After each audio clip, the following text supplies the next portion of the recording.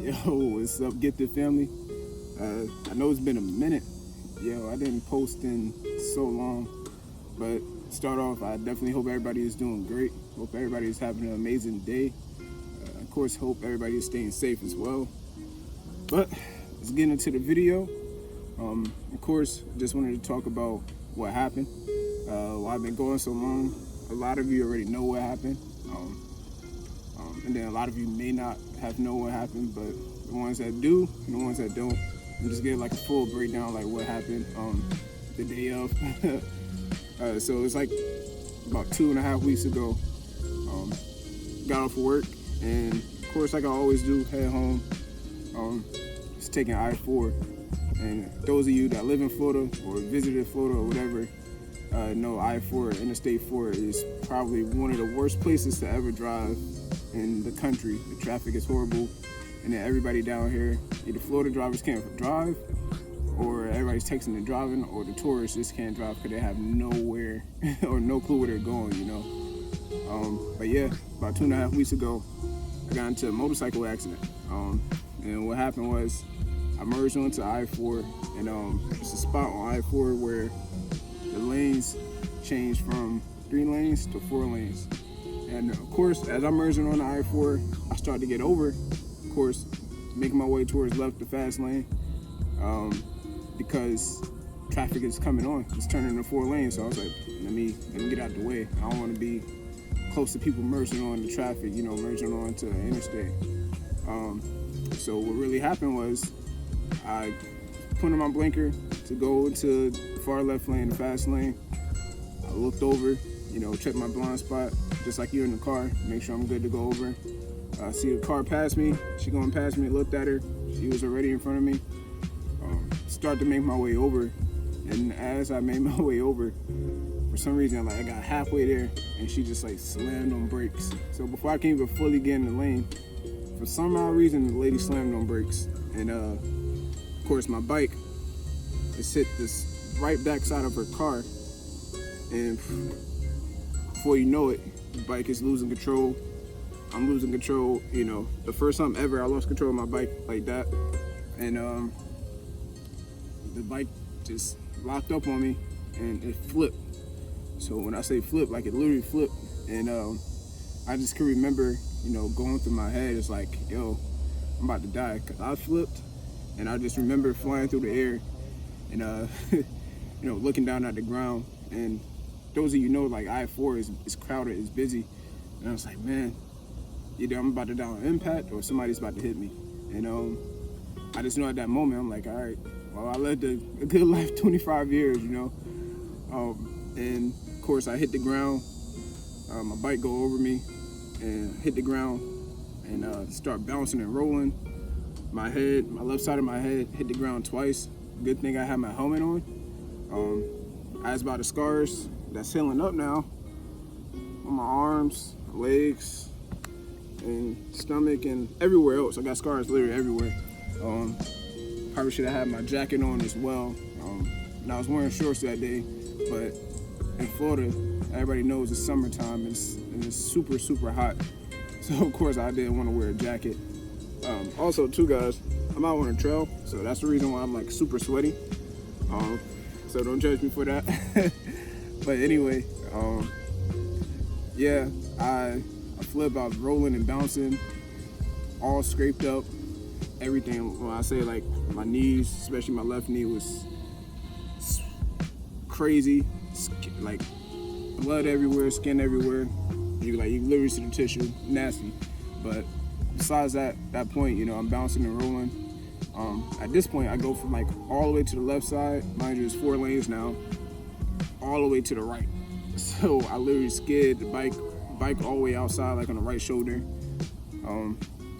And crazy thing is, God is like super good, man. And I tell you, I guess it's a blessing that I'm even alive. I got up and like walked. And of course I got up, I looked around, like, man, like where I'm at on the interstate, you know? And people just beeping the horn at me for me to get out the way. And I'm like, yo, I'm confused.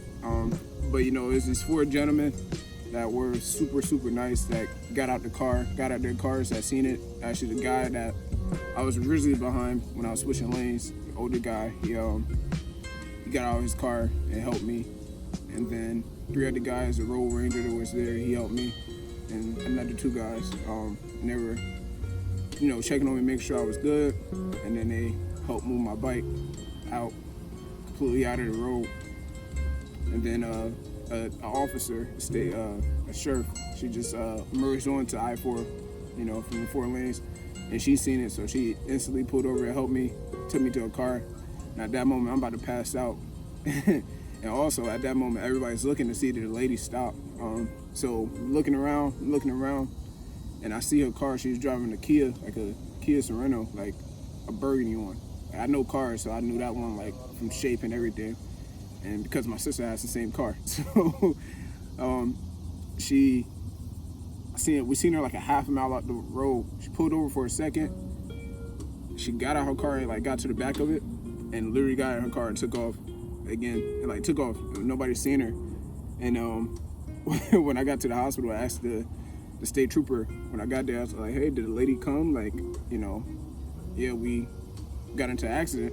I'm pretty sure people would be looking for insurance or something to get their car fixed. No, she just kept going. Nobody filed a complaint or nothing.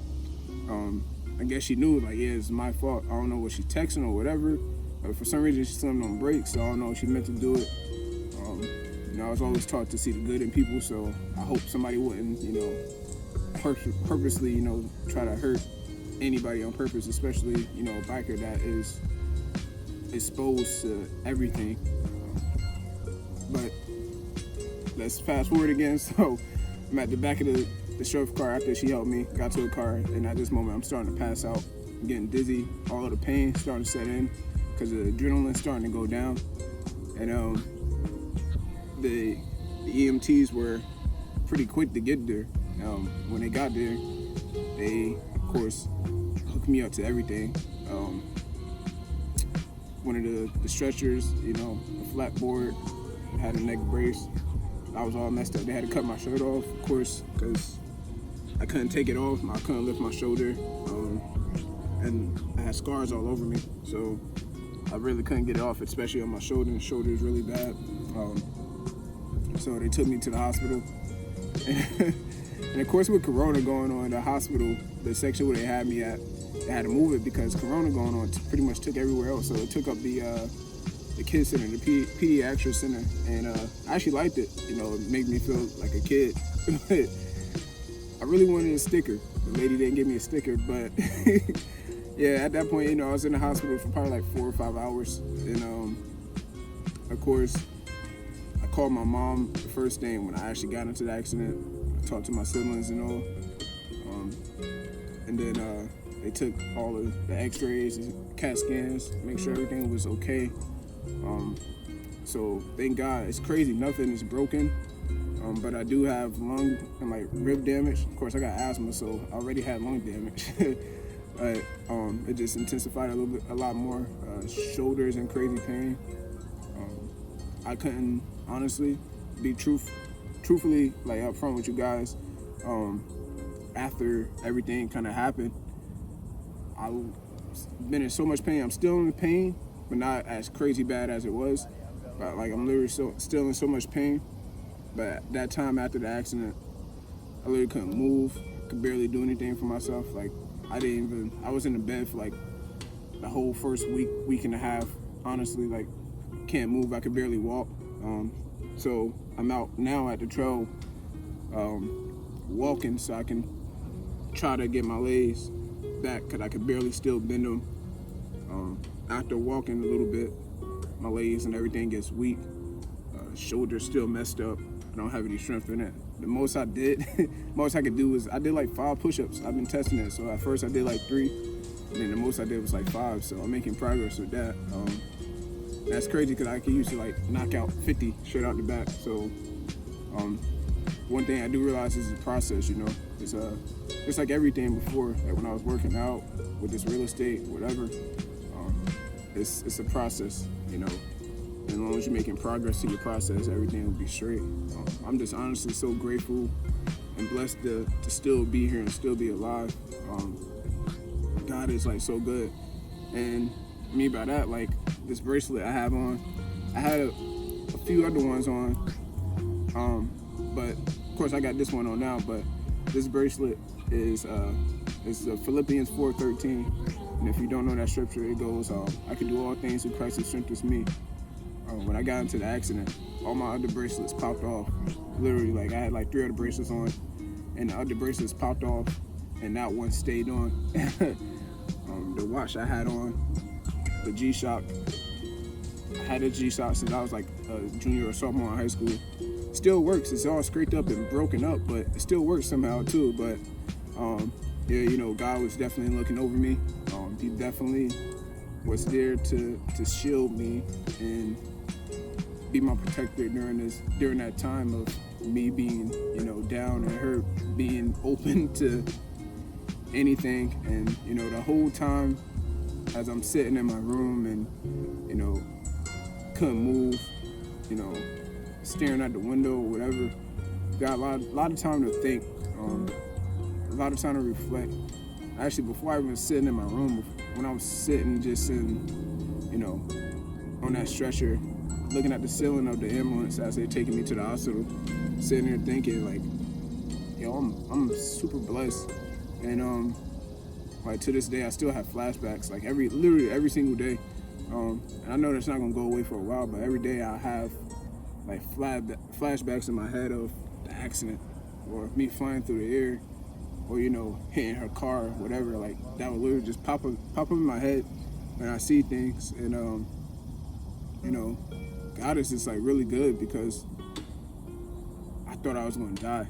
And the state trooper at the highway patrol, when he came to the hospital and did like a report, he was like, "Man, you're lucky." He said over 90% of motorcyclists that get into the accident, especially on I-4, don't survive. I was like, man, I just keep being the odds, you know, like being the odds by coming down here, or like just being a black man in America. But in an accident of, you know, motorcycle accident, you know, we going 65 miles per hour, you know, on an interstate full of cars, and somehow I survived. I got up and walked. Nothing is broken. You know, I'm still here. Like it's a blessing. You know, it's a big blessing, and I'm so forever grateful. And I definitely can't wait until I'm fully healed, 100% healed. It's gonna be a minute, because I tell you, this pain is something serious, but it's gonna be a minute. But best believe this comeback is gonna be something real, not only with my body, but of course mentally. That's gonna be so real, financially, spiritually, like every aspect of life is more meaningful once you have an experience where your life could have been instantly snatched away. And something like that, it opens your eyes a lot more to just, you know, being thankful, and of course having a bigger perspective on life to see what's really important.